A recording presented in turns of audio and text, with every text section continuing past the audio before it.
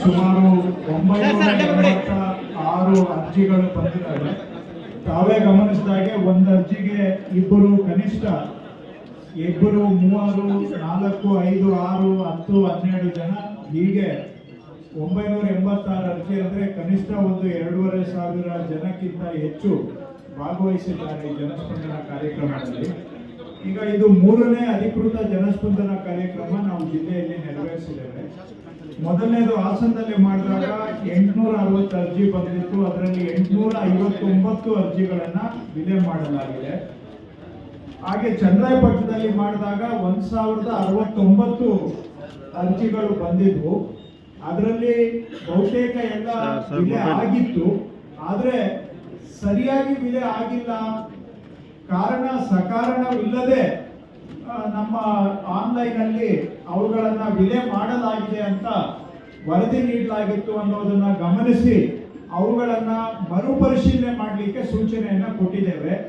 ಸಮರ್ಪಕವಾಗಿ ವಿಲೆ ಆಗದೇ ಇದ್ದಂತಹ ಅರ್ಜಿಗಳನ್ನ ಮರುಪರಿಶೀಲನೆ ಮಾಡಿ ಮತ್ತೊಮ್ಮೆ ಆ ಅರ್ಜಿಗಳ ವಿಲೆ ಪ್ರಕ್ರಿಯೆಯನ್ನ ಕೈಗೆತ್ತಿಕೊಳ್ಳೋದಕ್ಕೆ ಸೂಚನೆ ಕೊಟ್ಟಿದ್ದೇವೆ.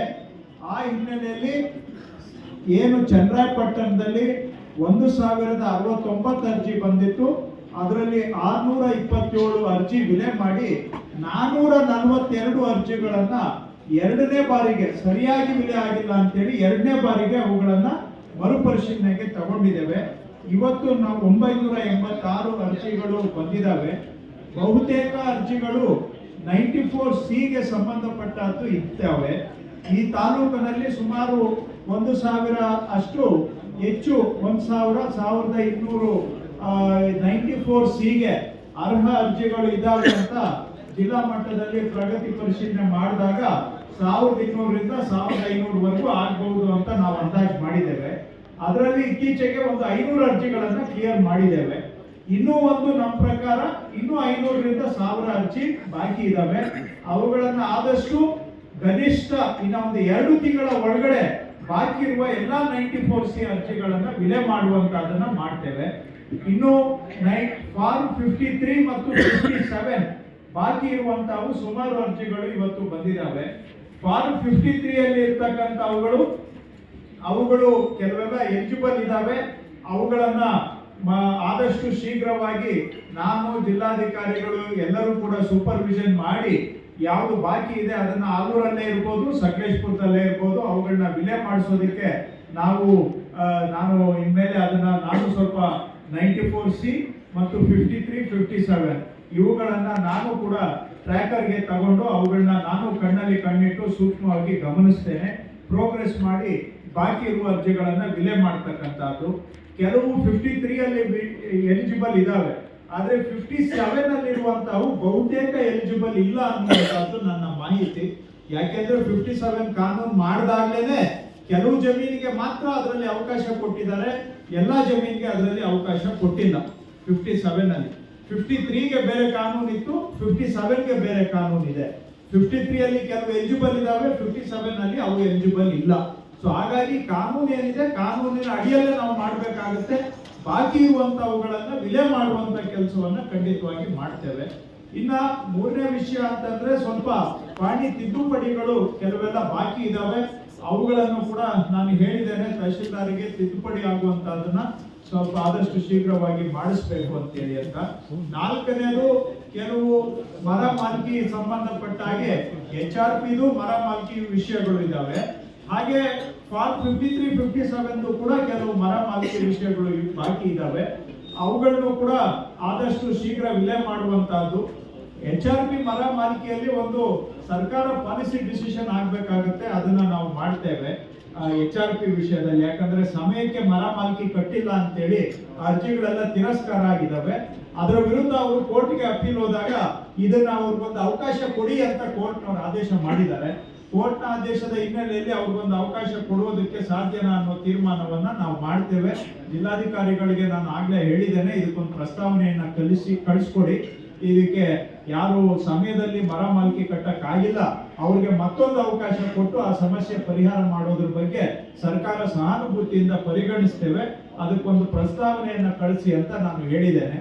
ಇದು ಅದಕ್ಕೆ HRP ಜನರಲ್ ಇದನ್ನ ಹೊರತುಪಡಿಸಿ HRP ತುಂಬಾ ಇಶ್ಯೂಸ್ ಬಂದಿದ್ದಾವೆ. HRP ಅಲ್ಲಿ ನಿಜವಾಗಿ ಪಾಪ ಜೆನ್ಯುವಿನ್ ಇರೋರು ತುಂಬಾ ತೊಂದರೆಗೆ ಸಿಕ್ಕಾಕೊಂಡವರು ಇದ್ದಾರೆ. ಪಾಪ ಏನಾಗಿದೆ ಅಲ್ಲಿ ಜೆನ್ಯುವಿನ್ ಇರೋರು ಸಿಕ್ಕಾಕೊಂಡಿದ್ದಾರೆ. ಯಾಕೆ ಅವ್ರಿಗೆ ತೊಂದರೆ ಆಗ್ತಾ ಇದೆ ಅಂದ್ರೆ ಅವರು ಬೇರೆ ಯಾರ್ಯಾರು ಅನರ್ಹರಿದ್ದಾರೆ ಅವರೆಲ್ಲ ಮಂಜೂರಾತಿ ಮಾಡಿಸ್ಕೊಂಡಿದ್ದಾರೆ. ಅಂಡ್ ಒಂದಲ್ಲ ಎರಡಲ್ಲ ಸಾವಿರಾರು ಅನರ್ಹ ಪ್ರಕರಣಗಳಲ್ಲಿ ಮಂಜೂರಾತಿ ಆಗಿದೆ. ಹಿಂದೆ ಒಬ್ರು IAS ಅಧಿಕಾರಿ ತನಿಖೆ ಮಾಡಿದಾಗ ಕೆಲವು 4,000 ರೆಕಾರ್ಡ್ ನೋಡಿದಾಗ 1,200 ಅನರ್ಹ ಮಂಜೂರಾತಿ ಆಗಿದೆ ಅಂತ ಅವರೊಂದು ವರದಿ ಕೊಟ್ಟಿದ್ದಾರೆ. ಇದಾದ್ಮೇಲೆ ನಾವೀಗ ಹಿರಿಯ ಅಧಿಕಾರಿ ಅಮ್ಲಾನ್ ವಿಶ್ವಾಸ್ ಅಂತ ಅವರು ಇದನ್ನೆಲ್ಲ ತನಿಖೆ ಮಾಡ್ತಾ ಇದ್ದಾರೆ. ನಾನು ಅದಕ್ಕೆ ಒಬ್ಬರನ್ನ ಫುಲ್ ಟೈಮ್ ಯಾರನ್ನಾದ್ರೂ ನೇಮಕ ಮಾಡಬೇಕು ಅನ್ನೋ ವಿಷಯನೂ ನಾನು DC ಅವರಿಗೆ ಹೇಳಿದ್ದೇನೆ. ಅದಕ್ಕೂ ಒಂದು ಪ್ರಸ್ತಾವನೆ ಕಳಿಸ್ಲಿಕ್ಕೆ ಹೇಳಿದ್ದೇನೆ. ಯಾಕಂದ್ರೆ ಇದು ಯಾರೋ ಹಿರಿಯ ಅಧಿಕಾರಿಗಳು ಕೆಲಸದ ಒತ್ತಡದಲ್ಲಿ ಮಾಡಕ್ ಹೋದ್ರೆ ಆಗೋದಿಲ್ಲ. ಫುಲ್ ಟೈಮೇ ಅದಕ್ಕೊಂದು 4-5 ಜನ ಟೀಮ್ ಅನ್ನ ಹಾಕಿ ಮಾಡಿಸ್ಬೇಕು. ಅದಕ್ಕೂ ಒಂದು ಪ್ರಸ್ತಾವನೆ ಕಳಿಸಿ ಅಂತ ನಾನು DC ಅವರಿಗೆ ಹೇಳಿದ್ದೇನೆ. HRP ನೈಜತೆಯನ್ನ ಪರಿಶೀಲನೆ ಮಾಡಿ ಯಾವುದು ನೈಜ ಯಾವುದು ಅನೈಜ ಅಂತ ತೀರ್ಮಾನ ಮಾಡಿ ಸರ್ಕಾರಕ್ಕೆ ಶಿಫಾರಸು ಮಾಡುವಂತಹ ಒಂದು ಸಮಿತಿಯನ್ನ ಮಾಡಬೇಕು ಅನ್ನೋ ವಿಷಯನೂ ಇದೆ. ಸಮಿತಿ ಮಾಡೋವರೆಗೆ ಈಗ ಸದ್ಯಕ್ಕೆ ಅಮ್ಲಾನ್ ವಿಶ್ವಾಸ್ ಅವರು ಅದರ ತನಿಖೆ ಮಾಡ್ತಾ ಇದ್ದಾರೆ. ಅದರಲ್ಲಿ ನೈಜತೆ ಕಂಡು ಬಂದಂತವರಿಗೆ ಪರಿಹಾರ ಕೊಡುವಂತ ಕೆಲಸವನ್ನ ಮಾಡೋಣ.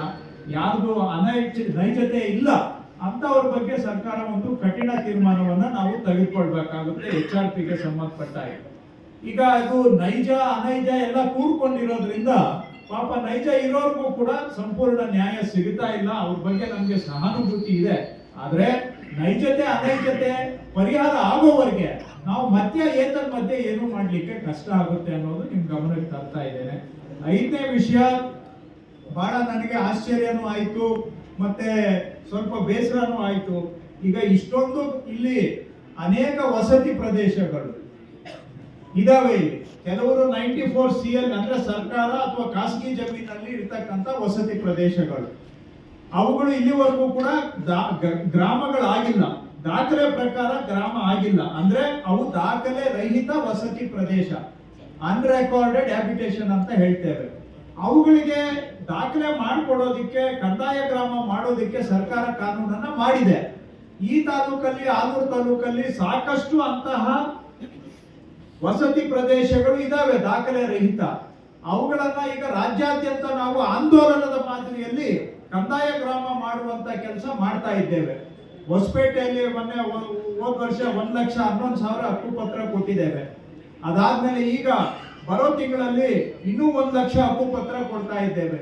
ಒಂದು 6,000 ದಾಖಲೆ ರಹಿತ ವಸತಿ ಪ್ರದೇಶಗಳನ್ನ ನಾವು ದಾಖಲೆ ಗ್ರಾಮಗಳನ್ನಾಗಿ ಪರಿವರ್ತನೆ ಮಾಡ್ತಾ ಇದ್ದೇವೆ. ಆದ್ರೆ ಇಲ್ಲಿ ಯಾಕೋ ನಾನು ಇಷ್ಟು ದಿನದಿಂದ ಇದನ್ನ ನಾವು ಬೆನ್ನತ್ತಿದ್ರೂ ಕೂಡ ಇಲ್ಲಿರುವಂತ ಅಧಿಕಾರಿಗಳ ಕಿವಿಗೆ ಅದು ಬೀಳದೆ ಇರ್ತಕ್ಕಂಥದ್ದು ಬೇಸರದ ಸಂಗತಿ. ಎಷ್ಟೋ ಈಗ ಬಂದಿದ್ದಾರೆ ಇವತ್ತು, ಅವರೆಲ್ಲ ನೋಡಿದ್ರೆ ಅದನ್ನ ಕಂದಾಯ ಗ್ರಾಮ ಮಾಡ್ಲಿಕ್ಕೆ ಫಿಟ್ ಇರುವಂತ ಕೇಸುಗಳಿದಾವೆ. ಅದು ಗ್ರಾಮ ಠಾಣಾ ಒಳಗಿರ್ಲಿ ಅಥವಾ ಮುನ್ಸಿಪಾಲಿಟಿ ಒಳಗಿರ್ಲಿ ಹೊರಗಿರ್ಲಿ, ಖಾಸಗಿ ಜಮೀನಲ್ಲಿರ್ಲಿ ಸರ್ಕಾರಿ ಜಮೀನಲ್ಲಿರ್ಲಿ, ಫಾರೆಸ್ಟ್ ಬಿಟ್ಟು ಇನ್ನೆಲ್ಲೇ ಇದ್ರೂ ಕೂಡ ಅದನ್ನ ನಾವು ಮಾಡಬಹುದು. ಕಂದಾಯ ಗ್ರಾಮ ಮಾಡ್ಲಿಕ್ಕೆ ಅವಕಾಶ ಇದ್ರೂ ಕೂಡ ಇಲ್ಲಿ ಸುಮಾರು ಜನ ಗಮನಿಸಿಲ್ಲ. ನಾನು ಕೂಡ ಈ ಜಿಲ್ಲೆ ಉಸ್ತುವಾರಿ ವಹಿಸ್ಕೊಂಡ ಮೇಲೆ ಸುಮಾರು ಬಾರಿ ತಾಕೀತು ಮಾಡಿ ಹೇಳಿದ್ದೇನೆ. ಆದ್ರೂ ಕೂಡ ಕೆಲವರು ಅಧಿಕಾರಿಗಳು ಅದರ ಕಡೆಗೆ ಗಮನ ಕೊಡದೇ ಇರೋದು ಬೇಸರದ ಸಂಗತಿ. ಇದು ಬಡವರ ವಿಷಯ. ಇದನ್ನೆಲ್ಲ ನಾವು ಗಮನಕ್ಕೆ ತಗೊಂಡು ಇಷ್ಟೊತ್ತಿಗೆ ಪ್ರಸ್ತಾವನೆಗಳನ್ನ ಕಳಿಸ್ಬೇಕಾಗಿತ್ತು.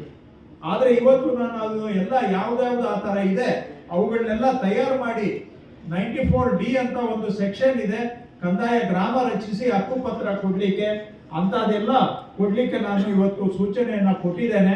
ಅವೆಲ್ಲವನ್ನು ಕೂಡ ನಾವು ಒಂದು ಟ್ರ್ಯಾಕರ್ಗೆ ತಗೊಂಡು ಕಣ್ಣಿಡೋ ಪ್ರಯತ್ನವನ್ನ ಮಾಡ್ತೇವೆ. ಮುಂದಿನ ವಿಷಯ, ಸುಮಾರು ಜನ ವಸತಿ ಕೇಳ್ಕೊಂಡು ಬಂದಿದ್ದಾರೆ. ಇಲ್ಲಿ ಇಒ ಅವರು ಇದ್ದಾರೆ, ತಹಶೀಲ್ದಾರರು ಇದ್ದಾರೆ. ಇಬ್ಬರು ಕೂಡ ಜಂಟಿಯಾಗಿ ಮಾತಾಡಿಕೊಂಡು ಯಾವುದು ಖುಲ್ಲಾ ಸರ್ಕಾರಿ ಜಾಗಗಳಿದಾವೆ, ಬಯಲು ಪ್ರದೇಶದಲ್ಲಿ ಇದಾವೆ, ಕನಿಷ್ಠ ಒಂದು 4 ಎಕರೆ ಒಂದೊಂದು ಹೋಬಳಿಯಲ್ಲಿ 2-3 ಕಡೆ ಗುರುತಿಸಿ ಶಾಸಕರ ಮಾರ್ಗದರ್ಶನದಲ್ಲಿ ಅಂತ ಕಡೆ ಬಡಾವಣೆಗಳನ್ನ ರಚನೆ ಮಾಡಿ ಅಲ್ಲಿ ಬಡವರಿಗೆ ನಿವೇಶನ ಕೊಡುವಂತ ಕೆಲಸ ಮಾಡಬೇಕು. ಅದಕ್ಕೆ ಇಒ ಅವರು ಮುಂಜಾಗ್ರತೆ ಆಸಕ್ತಿ ತಗೋಬೇಕು. ಯಾಕಂದ್ರೆ ಸೈಟ್ ಕೊಡೋರು ಗ್ರಾಮ ಪಂಚಾಯತ್ ರಾಜ್ ಇಲಾಖೆ ಅವರು ಬಂದು ನಮ್ಗೆ ಜಾಗ ಕೊಡಿ ಅಂತ ಕೇಳಿದ್ರೆ ನಾವು ಕಂದಾಯ ಇಲಾಖೆ ಅಂತ ಅವ್ರಿಗೆ ಜಾಗವನ್ನ ಕೊಡಬಹುದು.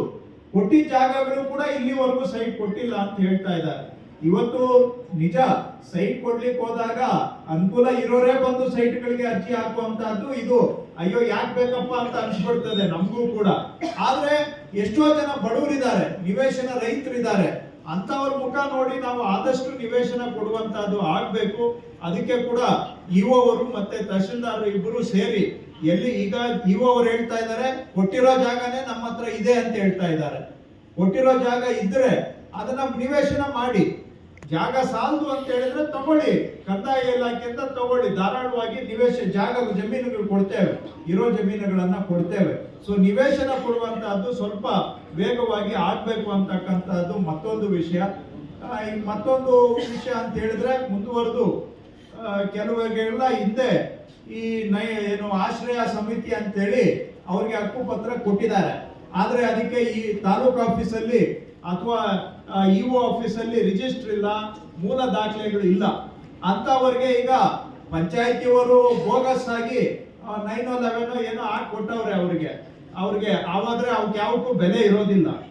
ಸೊ ಈಗ ಅಂತವು ಯಾರು ಹಿಂದೆ ಆಶ್ರಯ ಸಮಿತಿ ಅಂತ ಹಕ್ಕುಪತ್ರ ಕೊಟ್ಟಿದ್ದಾರೆ, ಆದ್ರೆ ಹಕ್ಕುಪತ್ರಕ್ಕೆ ನೈಜತೆ ಇಲ್ಲ, ಹಕ್ಕುಪತ್ರಕ್ಕೆ ಮೂಲ ದಾಖಲೆ ಇಲ್ಲ, ರಿಜಿಸ್ಟರ್ ಇಲ್ಲ, ರೆಸಲ್ಯೂಷನ್ ಇಲ್ಲ, ಅಂತವುಗಳನ್ನು ಕೂಡ ಕಂದಾಯ ಗ್ರಾಮದಲ್ಲಿ ತೆಗೆದುಕೊಂಡು ಅವರಿಗೂ ಕೂಡ ಹಕ್ಕುಪತ್ರ ಕೊಡಬಹುದು. ಅದರಿಂದ ಶಾಶ್ವತವಾಗಿ ಸಮಸ್ಯೆ ಪರಿಹಾರ ಆಗುತ್ತೆ.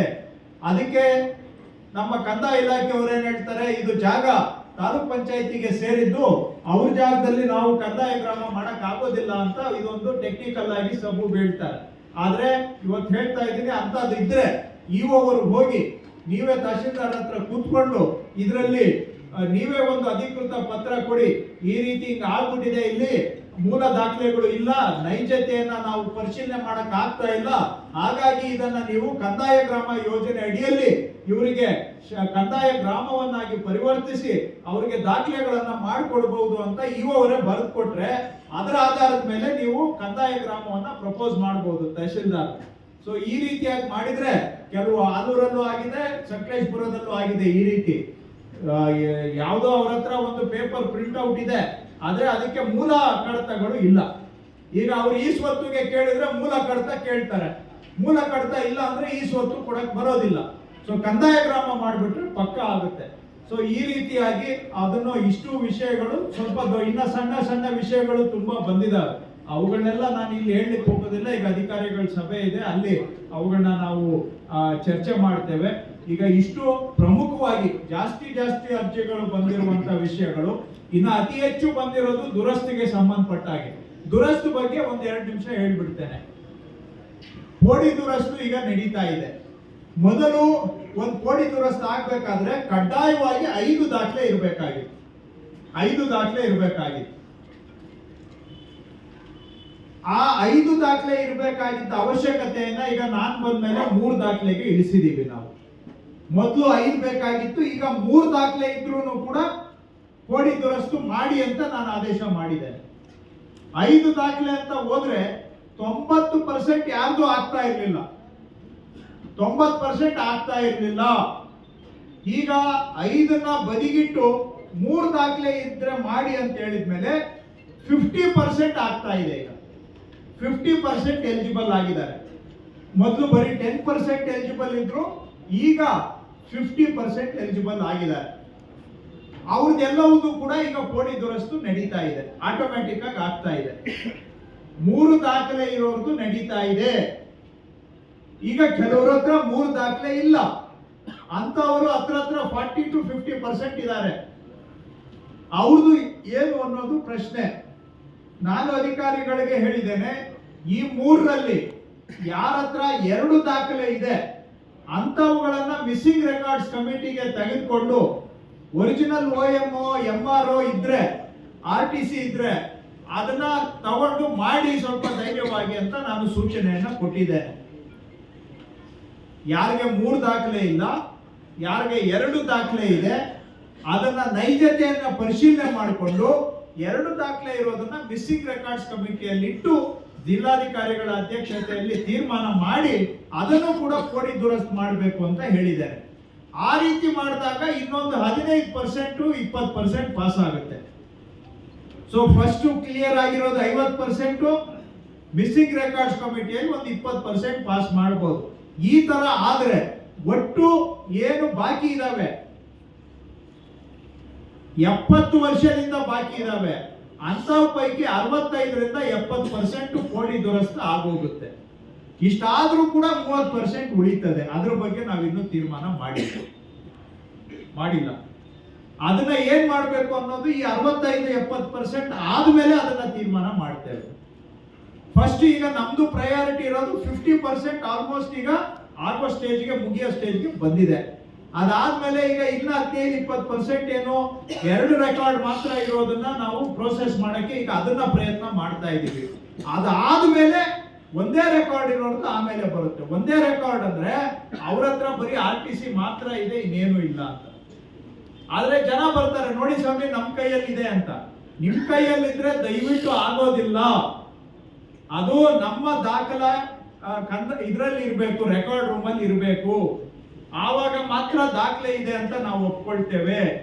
ನಿಮ್ ಕೈಯಲ್ಲಿದೆ ಅಂದ್ರೆ ಇವತ್ತು ನಾನು ಅದ್ರ ಬಗ್ಗೆ ಹೇಳಕ್ ಆಗಲ್ಲ. ಯಾಕೆಂದ್ರೆ ಕೆಲವರು ಜೆನ್ಯುವಿನ್ ಇರೋರು ಅವ್ರ ಕೈಯಲ್ಲಿರೋದು, ನೈಜ ಇರೋದು ಇದೆ. ಇನ್ ಕೆಲವ್ರ ಕೈಯಲ್ಲಿರೋದ್ರ ನೈಜತೆ ನಾನು ಖಾತ್ರಿ ಮಾಡಕ್ ಆಗೋದಿಲ್ಲ. ನಾನೇನಾದ್ರೂ ಎಲ್ಲಾರ್ಗೂ ಒಂದೇ ತಕ್ಕಡಿಗೆ ಹಾಕಿ ತೂಕ್ಬಿಟ್ರೆ ಕೆಲವರು ನೈಜ ಇರೋರು ಬನ್ಸಿಗೆ ಬೇಜಾರು ಮಾಡ್ಕೋತಾರೆ. ಆದ್ರೆ ಅದರಲ್ಲಿ ಯಾವ್ದು ನೈಜ ಇದೆ ಅಂತ ನಾನು ಹೇಳಕ್ ಆಗೋದಿಲ್ಲ. ನಮ್ಮ ರೆಕಾರ್ಡ್ ರೂಮ್ ಅಲ್ಲಿ ಇದ್ರೆ ಅಲ್ಲಿಗೆ ಕನ್ಫರ್ಮ್. ಇಲ್ಲ ಅಂತ ಹೇಳಿದ್ರೆ ನಾನು ಇಲ್ಲ ಅಂತಾನೆ ಪರಿಗಣಿಸ್ಬೇಕಾಗತ್ತೆ. ಎನಿವೆ ಈಗ ನಮ್ಮದು ಪ್ರಯಾರಿಟಿ ಇರೋದು 65ರಿಂದ 70% ಕ್ಲಿಯರ್ ಮಾಡಕ್ಕೆ. ಅಷ್ಟು ಮಾಡ್ತೀವಿ. ನಾನು ಹೋದ್ ಸತಿ 100 ಸತಿ ಈಗ ಆಲ್ರೆಡಿ ನಿಮ್ಗೆ ಹೇಳಿದ್ದೇನೆ. ಹಾಸನ ಜಿಲ್ಲೆಯಲ್ಲಿ 14 ವರ್ಷ ತಗೊಂಡ್ರೆ 14 ವರ್ಷ 2010ರಿಂದ 2024 ಹಾಸನ ಜಿಲ್ಲೆಯಲ್ಲಿ ಕೋಡಿ ದುರಸ್ತ ಆಗಿರೋದು ಬರೀ 2244 ಕೇಸು. 14 ವರ್ಷದಲ್ಲಿ 2244 ಕೇಸ್ ಆಗಿದೆ. 14 ವರ್ಷದಲ್ಲಿ. ಈಗ ಕಳೆದ 1 ವರ್ಷದಲ್ಲಿ ಹಾಸನ ಜಿಲ್ಲೆಯಲ್ಲಿ 16,000 ದಾಟಿದ್ದೇವೆ ನಾವು. 16,000 ಮಾಡಿರೋದು. ಸೊ ನೀವ್ ಹೇಳ್ಬೋದು 60%, ನೀವು ಅದೇನೋ 50 ಹೇಳ್ತಾ ಇದ್ದೀರಾ, 65 ಹೇಳ್ತಾ ಇದ್ದೀರಾ, 70 ಹೇಳ್ತಾ ಇದ್ದೀರಾ, ನಮ್ದು ಹೇಳಿ ಅಂತ. 14 ವರ್ಷದಲ್ಲಿ 2244 ಆಗಿದೆ. ಕಳೆದ 1 ವರ್ಷದಲ್ಲಿ ಈಗ 16,000 ದಾಟಿದ್ದೀವಿ. DDLR ಎಷ್ಟಾಗಿದೆ? 17,000 ಆಗಿದೆ. ಕಳೆದ 1 ವರ್ಷದಲ್ಲಿ 17,000 ಆಗಿದೆ. 14 ವರ್ಷದಲ್ಲಿ ಎಷ್ಟಾಗಿತ್ತು ಅದಕ್ಕಿಂತ 5 ಪಟ್ಟು ನಾವು 1 ಇಯರ್ ಅಲ್ಲಿ ಮಾಡಿದ್ದೀವಿ. ಆದ್ರೂ ಆಗದೆ ಇರೋದು ಇದೆ, ಇಲ್ಲ ಅಂತ ನಾನು ಹೇಳ್ತಾ ಇಲ್ಲ. ನಾನು ಮಾನವ ಮಿತಿಯಲ್ಲಿ, ಕಾನೂನು ಮಿತಿಯಲ್ಲಿ ಏನ್ ಮಾಡ್ಬೋದು ಅದನ್ನ ನಾನು ಶಿರಸಾವಹಿಸಿ ಮಾಡ್ಬೋದು. ಆದ್ರೆ ಎಲ್ಲಾ ಮಾಡಿ ಅಂತ ಹೇಳಿದ್ರೆ ನನಗೂ ಕೂಡ ಕೆಲವು ಮಿತಿಗಳಿದಾವೆ. ಒಂದೇ ದಾಖಲೆ ಇಟ್ಕೊಂಡು ಮಾಡಿ ಅಂದ್ರೆ ನನಗೂ ಮಾಡೋದು ಕಷ್ಟ. ನಾನು DC ಅವ್ರಿಗೆ ಹೇಳಿದ್ದೇನೆ, 2 ದಾಖಲೆ ಇದ್ರೆ ಸ್ವಲ್ಪ ಧೈರ್ಯ ಮಾಡಿ ನಾವಿದೀವಿ ನಿಮ್ ಜೊತೆಗೆ ಅಂತ ಹೇಳಿದ್ದೇನೆ. ಅಷ್ಟು ಮಟ್ಟಿಗೆ ನಾವು ಮಾಡಿಸ್ಬೋದು. ಇದು ಕೋಡಿ ದುರಸ್ತು ಬಗ್ಗೆ. ಅದಕ್ಕೆ ಇವತ್ತು ಬಂದಿದ್ದೆಲ್ಲ ಅರ್ಜಿ ಜಾಸ್ತಿ ಅದೇ ಇತ್ತು. ನಾನು ಅವ್ರಿಗೆ ಜಾಸ್ತಿ ಉತ್ತರ ಕೊಡ್ಲಿಲ್ಲ. ಯಾಕೆ ಅಂದ್ರೆ 50% ಅಲ್ಲಿ ಬರುತ್ತಾ ಅವ್ರದ್ದು, ಅಥವಾ 20% ಅಲ್ಲಿ ಬರುತ್ತಾ, ಅಥವಾ 30% ಅಲ್ಲಿ ಬರುತ್ತಾ? ಅವ್ರ ಹತ್ರ ದಾಖಲೆ ಇರ್ಬೋದು, ನಮ್ಮ ಹತ್ರ ಇಲ್ಲದೆ ಇರ್ಬೋದು. ಈ ತರ ಬರುತ್ತಾ? ಇವೆಲ್ಲ ಗೊತ್ತಿಲ್ಲದೆ ನಾನು ಏನು ಉತ್ತರ ಹೇಳೋದು ಒಬ್ಬೊಬ್ಬರಿಗೂ ಕಷ್ಟ. ಒಬ್ಬೊಬ್ಬರದು ಒಂದೊಂದು ಸ್ವರೂಪ ಇರ್ತದೆ. ಸೊ ಆ ಕಾರಣದಿಂದ ನಾನು ಅವರಿಗೆ ನೋಡ್ತೀವಿ ಮಾಡ್ತೀವಿ ಅಂತ ನಾನು ಹೇಳಿದ್ದೇನೆ. ಯಾವುದು ಮಾಡಕ್ ಆಗುತ್ತೆ ನನ್ನ ಪ್ರಕಾರ ಇನ್ನೊಂದು 3-4 ತಿಂಗಳಲ್ಲಿ ಒಂದು 25,000 ಆಗೋಗುತ್ತೆ. ನನ್ನ ಪ್ರಕಾರ ನಮ್ಮ ಟಾರ್ಗೆಟ್ ಇರೋದು 25,000 ಕೋಡಿ ದುರಸ್ತ ಆಗ್ಬೇಕು ಅಂತ. ಎಲ್ಲಿ DDLR ಅವರು ಎಷ್ಟು ರೀಚ್ ಆಗ್ಬೋದು? 24-25 ದಾಟ್ತೀವಾ ಇಲ್ವಾ? 25,000 ಅಂತೂ ಮಾಡ್ತೀವಿ. ಹಿಂದೆ 14 ವರ್ಷದಲ್ಲಿ 2,200, ಈಗ 1.5 ವರ್ಷದಲ್ಲಿ 25,000 ನಾವು ಟಾರ್ಗೆಟ್ ಇಟ್ಕೊಂಡಿದೀವಿ. 1.5 ವರ್ಷ ನಾವು ಸ್ಟಾರ್ಟ್ ಮಾಡಿ ಹೋದ ಜನವರಿಯಿಂದ ಇನ್ನು 1.5 ವರ್ಷದಲ್ಲಿ 25,000 ದಾಟಿಸ್ತೀವಿ. ಅದಾದ್ಮೇಲೆ ಇವೆಲ್ಲ ಉಳಿದಿದ್ದು ದಾಖಲೆಗಳು ಕಮ್ಮಿ ಇರೋದು ಆಮೇಲೆ ನೋಡ್ತೀವಿ. ಅಲ್ಲಿವರೆಗೂ ನಾವು 3 ದಾಖಲೆ ಇರೋದು, 2 ದಾಖಲೆ ಇರೋದು, ಇದ್ರ ಕಡೆಗೆ ನಮ್ಮ ಪ್ರಯಾರಿಟಿಯನ್ನ ಇದೆ. ಸೊ ಅಷ್ಟೊತ್ತಿಗೆ 25,000 ಕ್ಲಿಯರ್ ಆದ್ರೆ ಒಂದೊಂದು ಮಂಜೂರಿದಾರರಿಗೆ ಇವತ್ತು 5-5 ಜನ 10 ಜನ ವಾರಸುದಾರರಿದ್ದಾರೆ. ಸಿಂಗಲ್ ವಾರಸುದಾರ ಒಂದ್ ಫ್ಯಾಮಿಲಿ ಇರೋದು 2-3 ಏನು ಒಂದೇ ಕುಟುಂಬ ಇರೋದಿಲ್ಲ. ಸುಮಾರು ಮಂಜೂರಿಗೆ 3 ಕುಟುಂಬ 6 ಕುಟುಂಬ ಇದಾವೆ. ಒಂದು ಕುಟುಂಬ ಅಂದ್ರೆ 4 ಜನ ಅಂತ ಇಟ್ಕೊಂಡ್ರು ಕೂಡ ಎಷ್ಟು ಜನಕ್ಕೆ ಅನುಕೂಲ ಆಗುತ್ತೆ ಅಂತ ತಾವು ವಿಚಾರ ಮಾಡಿ. ಅಷ್ಟನ್ನ ಈಗ ಮಾಡ್ತಾ ಇದ್ದೇವೆ. ಇದು ಕೋಡಿ ದುರಸ್ತಿ ಬಗ್ಗೆ, ಯಾಕಂದ್ರೆ ಹೆಚ್ಚಿಗೆ ಅರ್ಜಿಗಳು ಬಂದಿದ್ದು ಅದೇನೆ. ಅದ್ರ ಬಗ್ಗೆ ಸ್ವಲ್ಪ ಎಲ್ಲರಿಗೂ ಅರ್ಥ ಆಗ್ಲಿ, ನಮ್ಮ ಪ್ರೊಸೀಜರ್ ಏನು, ನಾವ್ ಏನು ಮೆಥಡ್ ಫಾಲೋ ಮಾಡ್ತಾ ಇದೀವಿ ಅನ್ನೋದು ಎಲ್ಲರಿಗೂ ಗೊತ್ತಾಗ್ಲಿ ಅನ್ನೋ ಕಾರಣಕ್ಕೆ ಈ ವಿಷಯವನ್ನ ಹೇಳ್ತಾ ಇದ್ದೇವೆ. ಸೊ ಅದ್ರ ಪ್ರಕಾರ ಅದನ್ನು ಕೂಡ ನಾವು ಫಾಲೋ ಅಪ್ ಮಾಡಿ ಎಷ್ಟೆಲ್ಲ ಮಾಡ್ಲಿಕ್ಕೆ ಸಾಧ್ಯ ಅದನ್ನ ಮಾಡ್ತೇವೆ. ಇವತ್ತು ಬಂದಿರುವ 986 ಅರ್ಜಿನೂ ಕೂಡ ಆನ್ಲೈನ್ ಅಲ್ಲಿ ಪ್ರತಿಯೊಂದು ಇದು IPGRS ಅಂತ ಒಂದು ಸಿಸ್ಟಮ್ ಇದೆ. ಪ್ರೈಮ್ ಮಿನಿಸ್ಟರ್ಗೆ ನೀವೇನಾದ್ರೂ ದೂರ ಅರ್ಜಿ ಕೊಟ್ಟರು ಅದು ಇದೇ ಸಿಸ್ಟಮ್ ಅಲ್ಲಿ ಎಂಟರ್ ಆಗುತ್ತೆ. ಸೇಮ್ ಸಿಸ್ಟಮ್ IPGRS ಅಂತೇಳಿ ಗ್ರೀವೆನ್ಸ್ ರಿಡ್ರೆಸಲ್ ಸಿಸ್ಟಮ್ ಅಂತ, ಗ್ರೀವೆನ್ಸ್ ರಿಡ್ರೆಸಲ್ ಸಿಸ್ಟಮ್ ಅಂತ ಇದೆ. ಪಬ್ಲಿಕ್ ಗ್ರೀವೆನ್ಸ್ ರಿಡ್ರೆಸಲ್ ಸಿಸ್ಟಮ್ ಅಂತ, Indian public grievance redressal system integrated. Prime ಮಿನಿಸ್ಟರ್ಗೆ ಅರ್ಜಿ ಕೊಟ್ಟರು ಈ ಸಿಸ್ಟಮ್ಗೆ ಬರ್ತದೆ, CMಗೆ ಅರ್ಜಿ ಕೊಟ್ಟರು ಇದಕ್ಕೆ ಬರ್ತದೆ. ಅಲ್ಟಿಮೇಟ್ಲಿ ಅಲ್ಲಿ CMGRS ಅಂತ ಮಾಡಿದೀವಿ, ಹೆಸರು ಮಾತ್ರ CMGRS ಇದೆ, ಬಟ್ ಬ್ಯಾಕ್ ಎಂಡ್ ಅಲ್ಲಿ ಇಲ್ಲಿಗೆ ಬರ್ತದೆ ಅದು ಕೂಡ. ಸೊ ಸೇಮ್ ಸಿಸ್ಟಮ್ ನಾವು ಕೂಡ ಫಾಲೋ ಮಾಡ್ತಾ ಇದ್ದೀವಿ. ಕೆಲವ್ರಿಗೆ ನಾವು ಕೊಡೋ ಸಮಾಧಾನ ಆಗದೆ ಇರಬಹುದು, ಆದ್ರೆ ಆದಷ್ಟು ಸಿನ್ಸಿಯರ್ ಆಗಿ ವಿಲೆ ಮಾಡಬೇಕು ಅಂತ ನಾನು ಅಧಿಕಾರಿಗಳಿಗೆ ಹೇಳಿದ್ದೇನೆ. ಕೆಲವ್ರಿಗೆ ಕಾನೂನಾತ್ಮಕವಾಗಿದ್ದು ಕೂಡ 1-2 ಸ್ವಲ್ಪ ಬೇಜವಾಬ್ದಾರಿ ಉತ್ತರಗಳು ಬಂದಿರಬಹುದು. ನಾವೆಲ್ಲ ಮನುಷ್ಯರೇ, ಪರ್ಫೆಕ್ಟ್ ಯಾರು ಇಲ್ಲ, 1-2 ತಪ್ಪು ಆಗ್ಬಹುದು.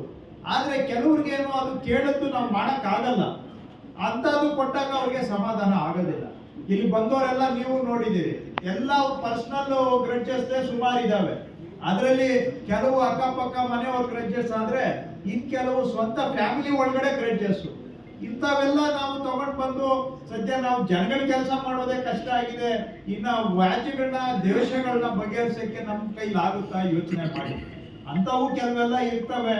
ಆದ್ರೂ ಕೂಡ ನಾನು ಅಧಿಕಾರಿಗಳಿಗೆ ಹೇಳಿದ್ದೇನೆ, ಕಾನೂನಾತ್ಮಕವಾಗಿ ಏನಿದ್ರೆ ಅದನ್ನ ಬಿಗಿಯಾಗಿ ಮಾಡಬೇಕು ಅಂತ. ಇದನ್ನ ನಾವು ಸ್ವಲ್ಪ ಸೀರಿಯಸ್ ಆಗಿ ಫಾಲೋ ಅಪ್ ಮಾಡ್ತೇವೆ. ಜಿಲ್ಲಾಡಳಿತನೂ ಕೂಡ ಸಾಕಷ್ಟು ಕೆಲಸ ಮಾಡ್ತಾ ಇದ್ದಾರೆ, ಇಲ್ಲ ಅಂತಲ್ಲ. ಆದ್ರೂ ಏನಂದ್ರೆ ಇಲ್ಲಿ ಸಮಸ್ಯೆಗಳು ಜಾಸ್ತಿ ಇದಾವೆ. ನಾವು ಸಾಲ್ವ್ ಮಾಡಿದಷ್ಟು ಇನ್ನ ಸಮಸ್ಯೆಗಳು ಹುಟ್ಟುತ್ತಾನೆ ಇದಾವೆ. ಹಾಗಾಗಿ ಆ ತರ ಇರೋದ್ರಿಂದ ಅಧಿಕಾರಿಗಳು ಇನ್ನೊಂದು ಸ್ವಲ್ಪ ಹೆಚ್ಚಿನ ಕೆಲಸ ಮಾಡಬೇಕು ಅಂತ ನಾನು ಅಧಿಕಾರಿಗಳಲ್ಲೂ ಕೂಡ ತಾಕೀತು ಮಾಡ್ತೇನೆ. ಮತ್ತು ಈಗ ಏನು ದೂರುಗಳು ಬಂದಿದ್ದಾವೆ ಇವುಗಳನ್ನ ಆದಷ್ಟು ಸಿನ್ಸಿಯರ್ ಆಗಿ ಡಿಸ್ಪೋಸಲ್ ಮಾಡಬೇಕು ಅಂತಾನು ಕೂಡ ಅಧಿಕಾರಿಗಳಿಗೆ ನಾನು ಈ ಮೂಲಕ ಸೂಚನೆಯನ್ನ ಕೊಡ್ತಾ, ತಾವೆಲ್ಲ ನಂಬಿಕೆ ಇಟ್ಟು ಹೆಚ್ಚಿನ ಸಂಖ್ಯೆಯಲ್ಲಿ ಶಾಸಕರು ಬೆಳಿಗ್ಗೆ ಹೇಳ್ದಂಗೆ ನಂಬಿಕೆ ಇಟ್ಟು ತಾವೆಲ್ಲರೂ ಕೂಡ ಬಂದಿದ್ದೀರಾ. ನಿಮ್ ನಂಬಿಕೆ ಉಳಿಸ್ಕೊಳ್ಳೋದೇ ನಮ್ಗೆ ದೊಡ್ಡ ಒಂದು ಸವಾಲು, ಮತ್ತು ಅದೇ ನಮ್ಮ ದೊಡ್ಡ ಆಸ್ತಿನೂ ಕೂಡ. ಜನಗಳ ನಂಬಿಕೆ ಅಷ್ಟೋ ಇಷ್ಟೋ ಉಳಿಸ್ಕೊಂಡ್ರೆ ಅದಕ್ಕೆ ಸಮಾನ ಬೆಲೆ ಕಟ್ಟಲಿಕ್ಕೆ ಇನ್ಯಾವುದೂ ಕೂಡ ಇಲ್ಲ. ಆ ಉಳಿಸ್ಕೊಳ್ಳುವಂತ ಪ್ರಯತ್ನವನ್ನ ನಾವು ಕೂಡ ಪ್ರಾಮಾಣಿಕವಾಗಿ ಮಾಡ್ತೇವೆ ಅಂತ ಹೇಳಿ ತಮ್ಗೆಲ್ಲರಿಗೂ ನನ್ನ ಧನ್ಯವಾದಗಳು. ನಮಸ್ಕಾರ.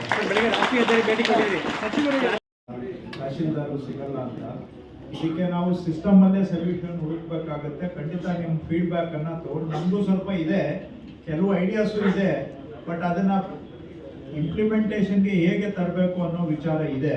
ಖಂಡಿತವಾಗಿ ಬರೋ ದಿನಗಳಲ್ಲಿ ಈಗ ತುಂಬಾ ಕೆಲಸ ನಾವು ಮಾಡ್ತಾ ಇದ್ದೀವಿ, ಸಾಕಷ್ಟು ಕೆಲಸ. ಅದ್ರ ಜೊತೆಗೆ ನೀವು ಹೇಳ್ದಂಗೆ ಅಧಿಕಾರಿಗಳ ಲಭ್ಯತೆಯನ್ನ ಖಾತ್ರಿಪಡಿಸೋದು ಕೂಡ ನಮ್ಮ ಜವಾಬ್ದಾರಿ ಇದೆ.